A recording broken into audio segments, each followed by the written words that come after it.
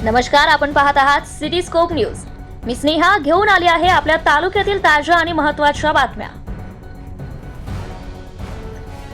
किनवट तालुक्याला अवकाळी पावसाने झोडपले। रब्बी हंगामातील काढणीला आलेल्या पिकांचं मोठं नुकसान।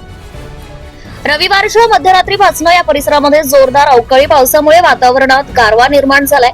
तालुक्यामध्ये दुपारच्या सुमारास झालेल्या अवकाळी पावसामुळे शेतकऱ्यांच्या ज्वारीच्या पिकाचं नुकसान झालंय।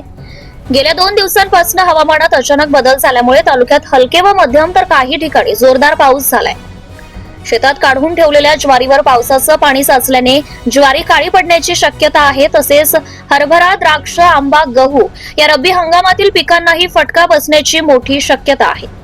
तर नांदेड जिल्ह्यातील किनवट तालुक्यात अवकाळी पावसाने चांगलीच हजेरी लावल्याने ज्वारी व गहू, हरभरा पिकांचं नुकसान पाहायला मिळत आहे।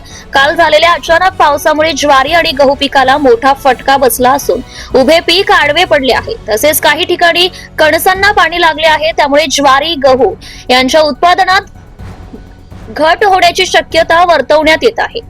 शेतकऱ्यांनी प्रशासनाकडे तात्काळ पंचनामा करून तात्काळ आर्थिक मंजुरीची मागणी केली आहे। आधीच उत्पादन खर्च वाढलेला असताना अवकाळी पावसामुळे झालेले नुकसान त्यांना आर्थिकदृष्ट्या मोठा फटका बसत असल्याची शेतकऱ्यांनी सांगितले आहे। किनवट प्रतिनिधी मार्कंडेय सिरामवार, सिटी स्कोप न्यूज।